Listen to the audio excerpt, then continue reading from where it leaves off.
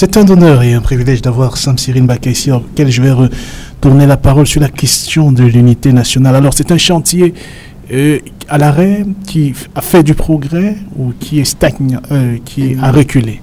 Donc, je dois dire que on a l'impression que ça a énormément reculé, mais ce sont des manquements qui précèdent tout cela, qui ont permis d'en arriver là, qu'on ait cette impression. Parce que voyez-vous, quand nous on était jeunes, on avait encore cette histoire d'internat. Il y avait encore les internats au Cameroun, donc on se retrouvait là-bas, qui venaient du sud, qui venaient du nord. Et ma foi, c'était la grande famille, il n'y avait pas d'ethnie et tout cela. Bon, puis est venu le moment de la récession, où les internats ont pratiquement disparu du pays. Donc nous avons eu aussi en 90 cette histoire de vent de la démocratie qui est arrivée et on a instrumentalisé les ethnies. À telle enseigne que, comme je vous disais en off, on est arrivé à une situation où on a commencé à identifier les leaders des partis politiques. Quand vous dites on, vous faites allusion à qui? Mais ceux qui gouvernent. Ceux qui gouvernent. Voyez-vous, ils ont des moyens de...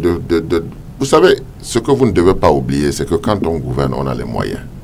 On a les intelligences.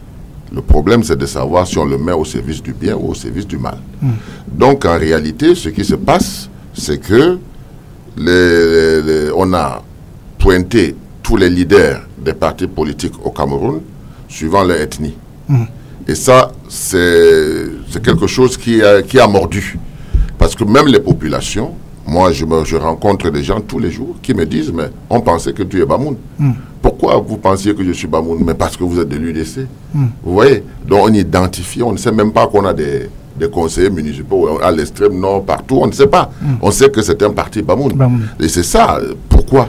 Parce qu'on n'a pas mis en avant l'idéologie et les programmes politiques. Donc nous sommes arrivés à cette situation et ma foi, l'unité nationale s'est mise encore plus à mal.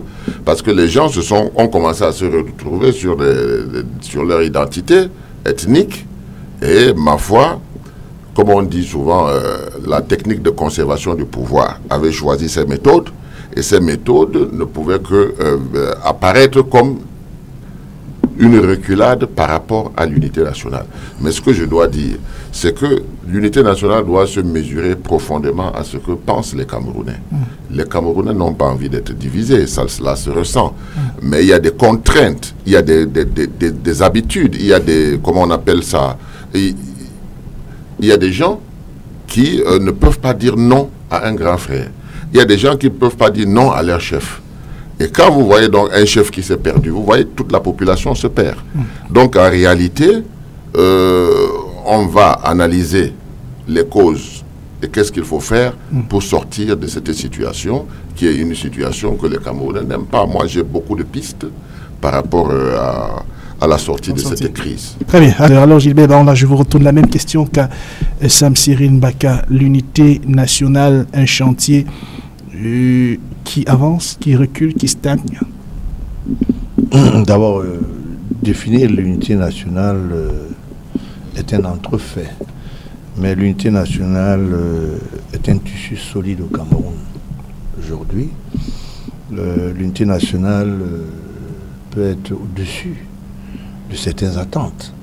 Mais c'est le miroir du Cameroun, l'unité nationale. Et il ne faut pas s'en amuser. Parce que quand je le dis, l'unité nationale, ce n'est pas la critique permanente. C'est le miroir du Cameroun et ce reflet, tous les Camerounais doivent l'asseoir en tant que patriotes. Alors elle se porte bien ou mal, l'unité, la notion? Ça se porte très bien. Très bien parce que je sors d'une manifestation. Et cette manifestation est un événementiel public. J'étais très honoré par les autorités du côté de Tchank. J'ai vu des enfants. Armes dans la tête. Ça veut dire que dans la société civile, les écoles participaient. Un défilé militaire. J'ai regardé du côté de Yaoundé à travers mon petit téléviseur pour savoir si ça se passait bien. Ça s'est passé dans tous les 10 Région. 10 régions. Oui, mais est-ce que l'unité se résume au parade parade festif du 20 mai? Maintenant, l'unité nationale, c'est ce que nous faisons ici dans le studio. Ça veut dire que nous sommes unis déjà là. Ça veut dire que nous sommes d'accord qu'on peut critiquer, mais tout en tenant compte que l'emblème de l'unité nationale ne doit pas être violé. Ça, c'est clair. Et c'est pour cela que... C'est quoi l'emblème? L'emblème, ça veut dire que le contrat, c'est un contrat. Je vous ai dit, je voulais utiliser un peu cette rhétorique pour dire, c'est un contrat entre la société et la souveraineté. La souveraineté qui fait l'éclosion d'un État. Un État qui se substitue à un gouvernement, et c'est un système qui est mis en place. Vous comprenez à peu près. Donc, aujourd'hui, c'est la gouvernance du renouveau. Demain, ça serait une autre gouvernance. Hier, c'était la gouvernance du Faïdjo. La République avance. Ça n'a pas empêché qu'il y ait ce qu'on appelle une symbiose au niveau biologique. Un Camerounais peut aller se marier au nord. C'est ça qu'on appelle aussi l'unité nationale. Disons, un nordiste peut épouser une femme bassa. C'est ça l'unité nationale. Vous comprenez? Dans aucun pays dans le monde, il ne manque pas de problème. Les querelles, c'est le quotidien d'une nation, d'un État. Donc, je pense que jusqu'à date, nous protégeons nos frontières. Tous les Camerounais, comme vous avez vu l'engouement que les Camerounais ont. Même les plus petits ont cotisé pour l'effort de guerre. Est-ce que ça suffit pour affirmer que... C'est nous qui animons l'unité nationale. L'unité nationale n'est pas animée par un parti politique qui s'appelle le RDPC. Il ne faut pas confondre les choses. C'est l'État qui est structuré. Le RDPC est un sous-ensemble dans une souveraineté qu'on appelle le Cameroun. Et ça ne peut pas faire souffrir les Camerounais de ce qu'on dise qu'on n'est pas unis. Vous comprenez à peu près? Donc, que vous vouliez ou pas, nous sommes unis. Très bien. Parce qu'il y a une symbiose biologique. Il y a un sursaut patriotique quand il y a un problème. Le Nord aujourd'hui n'est pas identifié en tant que Grand Nord ou bien le Septentrion.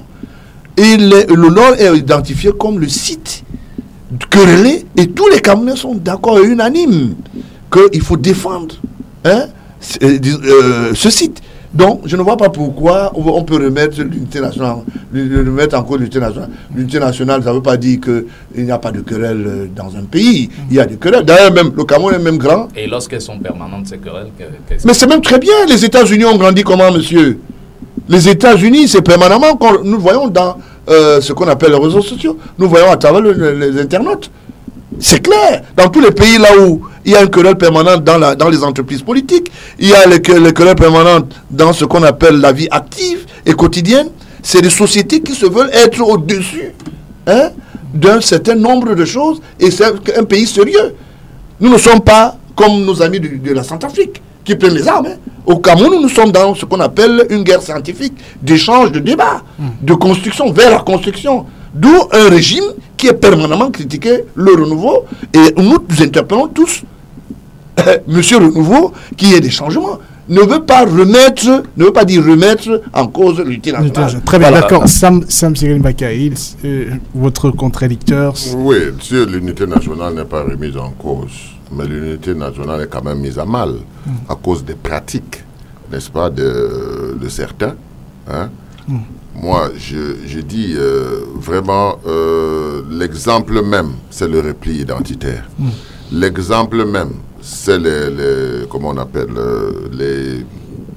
le problème anglophone-francophone, qui du reste n'est pas un problème qui devrait diviser les Camerounais, n'est-ce pas? Donc, l'appel au dialogue est nécessaire. Et la volonté de ceux qui gouvernent d'appliquer les règles qu'ils se sont définies eux-mêmes. Parce que au Cameroun, le problème, ce n'est pas la définition de ce qu'il faut faire. On sait ce qu'il faut faire. Le problème, c'est comment on l'implémente. Est-ce qu'il y a la volonté de ceux qui sont chargés de le faire? La preuve que nous avons aujourd'hui, c'est cette discordance qu'il y a au sein du gouvernement, où les gens ne veulent pas respecter les autres. Vous comprenez que ce n'est pas un bon exemple pour les générations à venir. Et nous, ça nous fait mal. Parce que si on n'a pas un État fort, on ne peut pas être fort à l'extérieur. On ne peut pas être fort dans notre voisinage. Il faut donc qu'on arrive à une situation où, quand vous avez une responsabilité, vous l'assumez. Et ceux qui sont en dessous de vous doivent vous respecter. Parce que celui qui vous nomme, s'il n'est pas d'accord avec vous, il ne doit pas vous faire traîner, il doit vous faire sauter. Donc il y a tous ces mécanismes-là qui font en sorte que, n'est-ce pas, on se retrouve dans une situation où ceux qui ont une partie ou une parcelle du pouvoir l'utilisent mal et ça amène d'autres à être frustrés. Président Sambaka, permettez-moi de vous interrompre. Est-ce qu'il n'y a que le pouvoir en place qui est concerné par la question de l'unité nationale? Que fait l'opposition pour proposer une autre alternative? Ben, si vous voulez que je vous dise ce que moi j'en pense, je vous le dis. Je suis prêt à vous le dire. Moi, je crois que après le diagnostic de ce qui s'est passé ici, le président de la République doit accélérer la décentralisation dans ce pays. Deuxièmement, il doit absolument enlever aux mains des ministres son plan d'urgence et le remettre dans les mairies. Vous me comprenez? C'est-à-dire permettre au Cameroun dans 3 ans, comme il l'a dit, que le Cameroun émerge. Le Cameroun peut émerger. On a 350, 360 mairies. Si le président de la République, au lieu de donner cet argent aux ministres où les populations n'auront même pas 25%, les remettre directement aux mairies, que ce soit des villes, que ce soit des villages, ça va faire combien? Ça va faire 1 milliard par an pendant 3 ans de budget supplémentaire d'investissement. C'est ça qu'on appelle plan d'urgence. Et c'est là où les populations peuvent très rapidement se rendre compte qu'il y a eu quelque chose vers leur direction. Et c'est là où la décentralisation peut se mettre en route parce qu'on va commencer à travailler sur des économies d'échelle. On va savoir aujourd'hui qu'on a creusé des routes et que AGOA peut recevoir nos produits. Il y a un certain nombre de choses qu'on peut faire. Le gouvernement du Cameroun a fait son propre plan d'urgence. Il avait mis 90 jours, 120 jours, ils ont échoué. À la fin de l'année, rien, pas de résultat. Alors, le chef de l'État, lui, il dit, je lance un plan d'urgence. Oui, nous sommes d'accord avec le plan d'urgence. Mais qui va gérer ce plan d'urgence? Les mêmes ministres qui ont échoué leur propre plan d'urgence? Non. Nous allons vers la... C'est pour ça que je voulais arriver à ce stade où, si les gens sont au travail, je vous jure que l'unité nationale va se faire. Les gens ne vont pas avoir à bavarder, à dire quoi que ce soit. Quel est selon vous le principal obstacle à l'effectivité de l'unité nationale? C'est que nous avons une administration au Cameroun qui s'en fout des politiques. Parce que c'est le politique qui définit la gouvernance. Vous comprenez? C'est le politique. Mais maintenant, qui le fait sur le terrain? C'est évidemment les gens qui sortent de l'ENAM, etc., etc. Vous comprenez? Ils sont des fonctionnaires. Si ces fonctionnaires n'exécutent pas les choses comme il faut et qu'ils se mettent dans une sorte de mafia, n'est-ce pas, qui fait en sorte que les populations ne ressentent pas le budget qui est en route, forcément, nous nous retrouvons dans des situations difficiles. C'est pour ça que je dis que les fonctionnaires du Cameroun, on doit pouvoir les mettre au pas. Ils ne sont pas des millions et des millions. On doit pouvoir les mettre au pas, on doit les amener à faire leur travail, on doit augmenter leur salaire parce que on va revenir sur ça quand on est dans un pays où, qu'à sorti de l'ENAM, le premier salaire c'est 140 000 francs, le gars il a investi pour tricher, arriver là-bas, vous voyez très bien ce qu'il peut faire sur le terrain. Donc, il faut ramener le fonctionnaire camerounais à sa mission première, celle du développement de sa nation. Si on réussit à le faire, je vous jure, il y aura l'unité nationale. Les gens vont être au travail, il y aura une bonne décentralisation, les gens seront au travail, mais le pouvoir central excessif de Yaoundé ne veut pas décentraliser. C'est une question. Président Georges Gilbert, vous avez semblé dire à l'aube de vos propos que cette unité est une réalité. Est-ce qu'il n'y a pas des inquiétudes qu'il faut émettre lorsqu'on voit cette avalanche de crises, la crise à la FECAFOOT, la crise du droit d'auteur, à l'aube de l'ouverture de la saison des examens, une grève était annoncée des instituteurs qui réclament leur contractualisation, l'accès à l'eau potable, beaucoup de problèmes. Est-ce que ça ne peut pas menacer l'unité nationale? J'ai l'impression que vous voulez décrypter le Cameroun comme un pays particulier dans le monde, qui n'est pas dans la carte du monde. Dans les grandes démocraties, c'est la revendication permanente, mais avec une science infuse qui permet qu'on atteigne un objectif. La grande France, combien de débrayages institutionnels à travers les écoles? On en a. La grande Amérique, tous les jours, les gens se plaignent. Et c'est ça qui fait une république. Mais quand ça... S'il vous plaît, j'en viens. Allez-y. vous donnez des cas écoles. C'est vous qui dites que c'est mieux là-bas. Allez-y. Mais quand on va vers cette bonne démocratie, on a l'impression qu'on voulait nous créer une société de notabilité où il y a un chef et les notables qui dirigent et on dit à gauche, c'est à gauche. Nous ne sommes pas dans un pays de dictature. Nous sommes dans un pays dans ce qu'on appelle le train de la démocratie. Il y a une formule, il y a un engouement qui est lancé par le président de la République en ce qui concerne la démocratie. Et la mise en forme est difficile parce que des habitudes d'hier ont la peau dure. Il faut comprendre ça. Nous partons d'un État unitaire. On entre dans le pluralisme politique à l'ère de M. Biya et on se retrouve à l'heure de l'unicité de la prédation où les gens veulent prendre en otage le peuple, le trésor public et estiment à un moment qu'on peut créer des entrepôts. Cette fois-là, excusez-moi, je suis président d'un parti politique, il y a entrepôts politiques et entreprises politiques. Vous comprenez?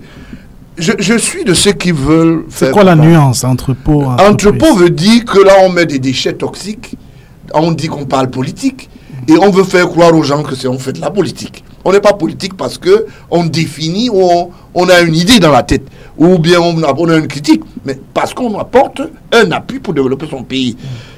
Ceux qui sont aux affaires aujourd'hui, il y a une critique permanente. M. Biya travaille avec de très mauvais collaborateurs, je suis d'accord.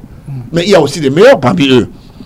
Si le parsemé, c'est-à-dire ceux qui sont plus mauvais, sont nombreux, qualitativement, ça veut dire que le repli identitaire dont on dit ici, on parle là aussi de la planification régionale. C'est la revendication permanente des politiques, c'est de dire donnez-nous nos parts. Décentraliser parce que nous aussi nous voulons nous développer. Dans un pays là où on n'est pas motivé de la bonne diligence, de la compétence, on n'est pas motivé du bien vouloir faire patriote, il y a un problème sérieux. Mais ça veut dire que M. Biya aussi échoue dans le casting permanent, dans un échec permanent de casting. Mais il y a toujours plus de mauvais que de bons. Il est lié à la planification nominative.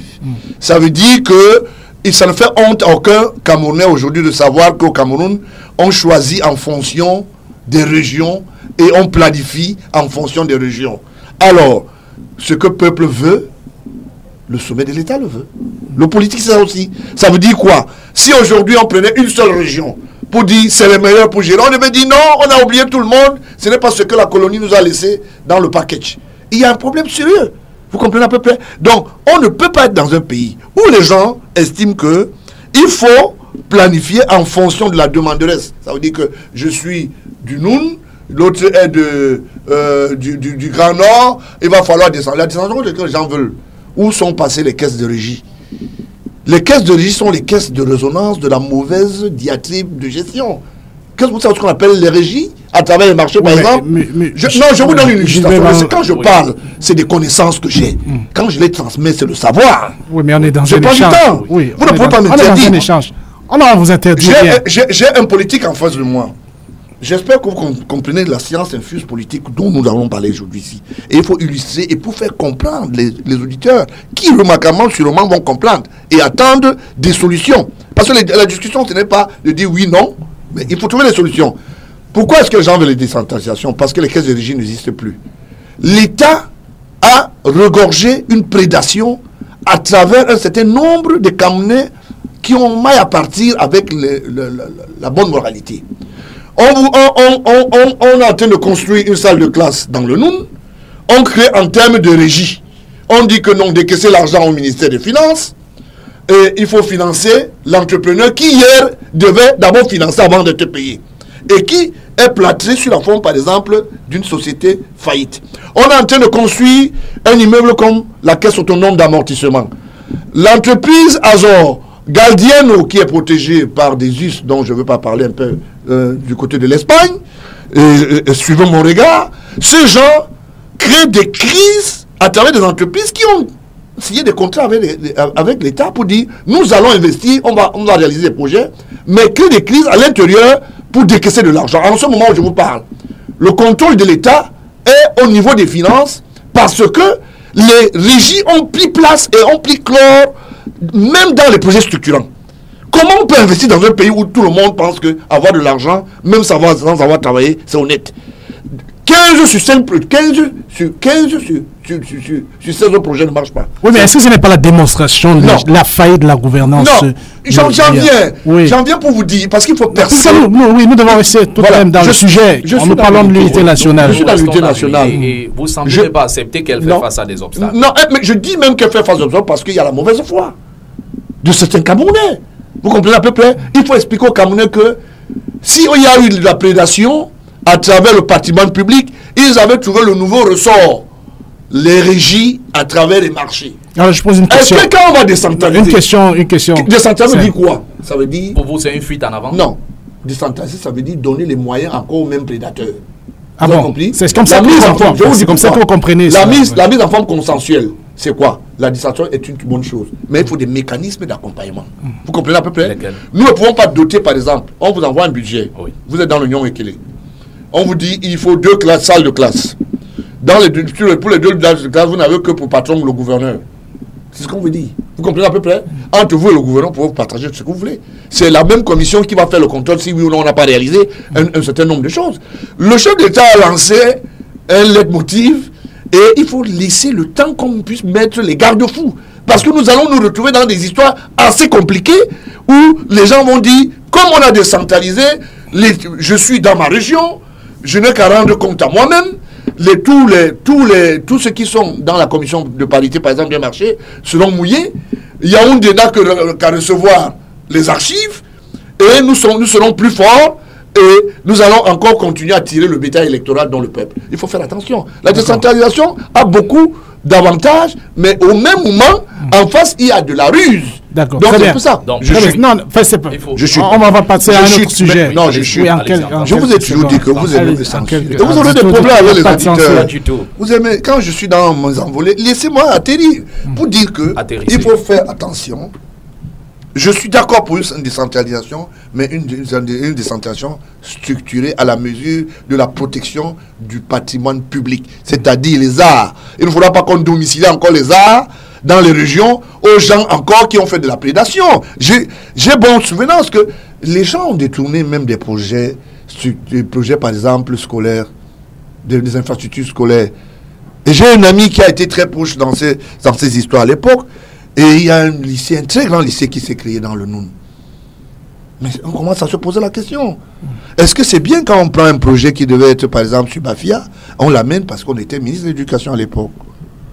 Non, voilà un peu. Je ne peux pas laisser dire ça. Je n'ai cité personne. Je n'ai cité personne. On a très bien compris que si l'éducation s'est révolutionnée dans ce pays, c'était grâce à Adamou Damdjoya.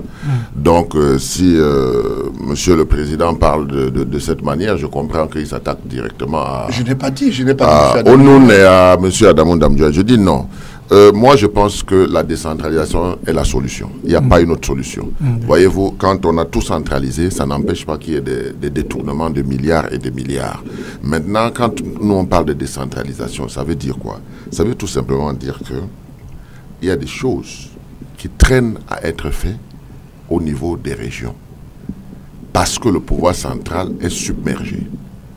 Et a trop de choses dont il faut décentraliser. D'autres demandent le fédéralisme. Nous, on pense qu'une bonne décentralisation est suffisante. Et quand on fait la décentralisation, ça veut dire qu'on a des élus locaux. Et quand on a des élus locaux, ça veut dire que le peuple a élu ces gens et surveille ces gens. Parce que chez nous, on dit vote, contrôle, sanction. Vous voyez? Et qui assure cela? Mais surtout le contrôle et la sanction. Je dis non seulement il y a des mécanismes de contrôle, parce que l'élu a en face de lui un adversaire qui est l'administration, qui doit le contrôler. Parce que l'élu, il n'est pas élu pour faire ce qu'il veut. Le gouverneur est là, le préfet est là, le sous-préfet est là pour le contrôler. On dit la même chose, hein? En même temps, il y a les élus locaux qui font un budget, et ce budget, il y a un suivi. Alors que quand c'est au ministère, on ne rend compte à personne. Vous comprenez? Localement, les moyens de contrôle sont plus intenses et sont réguliers et au jour le jour parce que l'administration est avec les citoyens. Vous voyez, plus proche des citoyens. Donc, on se retrouve dans une formule où cette décentralisation ne peut que profiter au Cameroun parce que ceux qui sont au pouvoir central, tout le budget qu'ils tournent là, c'est pour le bonheur des citoyens. Alors quand on rapproche leur bonheur d'eux, c'est une bonne chose. Le gouvernement central est là pour la solidarité nationale, la juste répartition des richesses de cette croissance que les régions vont développer. Parce que si moi, je me suis permis de dire que le chef de l'État doit réviser là où il donne les fonds d'urgence, c'est tout simplement parce que j'avais compris que pour que le Cameroun puisse vraiment être boosté en 3 ans ou maximum 5 ans, il fallait qu'il pose cet acte, retire cet argent, mais donne au bon endroit. Parce que le bon endroit, c'est ça qui va nous permettre d'avoir... Figurez-vous que moi, je suis d'une CAM. Vous voyez, il y a, je crois, 4 mairies dans le CAM, ou 3. Si chaque mairie a 1 milliard, ils peuvent s'entendre pour des engins, pour rendre le CAM praticable. Ce qui n'est pas aujourd'hui. Pendant 1 an, 2 ans, 3 ans, je vous jure qu'après 3 ans, on ne va pas reconnaître notre pays. Pourquoi? Parce que les populations qui ont bénéficié de cette manne vont voir les résultats sur le terrain et on ne dira pas qu'il y a un coin du Cameroun qui n'a pas pu se développer. C'est pour ça que j'ai dit le centralisme excessif, je suis contre. C'est la décentralisation qui est la solution et vous allez voir qu'entre les régions, on va faire la concurrence, nous allons émerger avant vous, etc., etc. Et puis le pays, pour le bonheur du pays. Moi, je crois qu'on ne peut rien faire si on continue avec le centralisme. Il n'y a que la décentralisation qui est une solution pour trouver le travail au Cameroun. Vous voulez réagir? Je voulais réagir tout de suite pour dire, nous avons par exemple les projets structurants dans les régions qui demandent un investissement lourd, parfois avec beaucoup plus une intervention extérieure des investisseurs extérieurs. L'État est l'intermédiaire immédiat et négocie et apporte des garanties. Aucune région ne peut avoir, par exemple, un projet de 200 milliards et assurer la garantie. Je suis d'accord. D'accord? Ok, maintenant, on parle dans les micro-projets de développement. Je suis d'accord. Les élus de peuple, tels les députés, ont-ils eux-mêmes presté par exemple à travers les régions? Nous avons vu comment ils ont travaillé. Et ce n'est qu'un mouroir. Beaucoup... la presse en témoigne aujourd'hui, tout le monde qui a pris pour un mot-clé projet pour un simple puits n'arrive même pas à créer un puits pour son propre village. Je veux bien que c'est pour ça que j'ai dit que elle est bonne, la décentralisation, mais il faut la structurer. Parce que nous ne pouvons pas encore repartir avec les mêmes gens, avec les mêmes mots, avec la même moralité, parce que nous savons ce qui se passe. Dans la 4e aujourd'hui, nous avons vu ce qui se passait. On ne cite pas les contemporains, avec le départ du préfet, qui d'une manière miraculeuse, Bikaï est devenu gouverneur, je ne sais par quel serment, en laissant des casseroles à Douala, avec une prédation sans pareil aujourd'hui. Mais qui l'a nommé? C'est M. Biya. Vous avez un problème. Non, vous avez un problème. Allez-y. On est dans un échange. Vous avez un problème. Oui. Laissez-moi quand même parler. Il est parti avec ses casseroles. Malgré cela, il a eu une promotion. Nous savons, je peux imaginer comment ça s'est passé. Mais au best-seller, il sera devant les tribunaux. Parce que Mme Foning, avec lui, ont posé un certain nombre d'actes à travers le parcours Vita, à travers un certain nombre de choses. La numération, par exemple, foncière à Douala souffre d'un mal méchant. Vous avez des gens comme les souverains qui sont assis sur le patrimoine public et qui pensent qu'on peut faire un repli aujourd'hui. Quand on va décentraliser, on va trouver que c'est eux les plus forts. Parce qu'aujourd'hui, l'hôtel Aquarium est construit sur quoi? Sur une bâtisse publique, patrimoine public, un terrain public. Et on parle d'un pays sérieux. Si on décentralise avec des gens comme ça, on va trouver encore les mêmes choses. Et je dis non, nous ne pouvons pas continuer comme ça. Qui a dit que ce peuple était plus riche? 68 milliards. Quel est le Camerounais à la colonisation qui avait 68 milliards de revenus? Ce n'est pas normal. Donc, aujourd'hui, il y a une campagne d'assainissement qui est lancée, par exemple, au niveau domanial. Il faut que nous repensions le Cameroun nouveau. Nous ne pouvons plus continuer à faire un certain... On va décentraliser, oui. Elle est bonne, mais je souhaiterais que ça soit une mécanique avec une abondance de sûreté du côté du contrôle permanent. Je peux vous donner le dernier exemple. Aujourd'hui, il y a le président de la bonne gouvernance qui est à Yaoundé aujourd'hui, induit dans la machine du premier ministère. Monsieur a géré le patrimoine de Tchang. Je crois que tout le monde sait comment ça s'est passé. Il a sorti l'arme en public. Parce que le public réclamait la bonne citoyenneté et la bonne gestion. Qu'est-ce qu'il est devenu aujourd'hui? On le nomme encore comme coordonnateur de la bonne gouvernance. Mais qui le nomme? Non, j'en viens pour vous dire. Quand on est parrainé par l'équipe non-fac, on sait de quoi il s'agit. On dit des choses historiques ici. pour dire que c'est des gens qui ont posé des actes. Aujourd'hui, il y a des terrains qui ont été détournés dans des familles du côté du Tchad, où il est allé faire investir 13-14 millions, comme c'était le patrimoine qui revenait plus tard, disons qui était au bénéfice de la mairie. Mais quand on va chercher, c'est de l'argent abasourdi. Vous avez parlé par exemple des échanges au niveau des mairies. Quelqu'un va, il vous dit faites une facture. Vous n'avez pas de caterpillar. On dit travaux lourds, cantonnage. Et on fait des factures auprès de la mairie sans qu'on ne puisse en parler. Où est passé le centre climatique de Tchang, qui est un fait historique? Je voulais le dire comme ça pour que nous entendions tous. Nous sommes d'accord que chaque région soit forte économiquement parlant, qu'il y ait une station d'élite comparable au développement, mais je refuse l'élite qui va continuer à faire de la prédation pour nous dire oui, on leur a donné l'argent, le gouvernement va s'arranger avec la commission, il y a telle personne qui va entrer dans la commission, ça ne va pas marcher. Je t'appelle ici à travers vos antennes pour vous dire que le Premier ministre a bien fait, par exemple, de l'autre côté, on va revenir peut-être dans le sujet tout à l'heure, mais je vous dis que celui qui est coordonnateur la bonne gouvernance n'a pas été un bon exemple du côté de Tchang. C'est pas moi qui le dis. Allez vérifier. Très bien, on va